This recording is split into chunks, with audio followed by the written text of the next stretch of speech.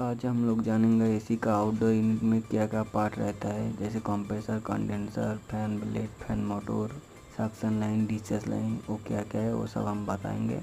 देखिए, जैसे कि ये है फैन ब्लेड और इसके बाद ये है फैन मोटर, ये है कंप्रेसर। कंप्रेसर के बाद ये आते हैं एक्यूमुलेटर। एक्यूमुलेटर के बाद ये जो मोटा पाइप दिख रहा है ये सेक्शन पाइप है, ये जो गैस खींच लेता है। और ये जो है ये डिस्चार्ज लाइन जो बाहर जाता है, गैस यहाँ से इंडोर में जाता है। ये कैपिलरी ट्यूब और ये कंडेंसर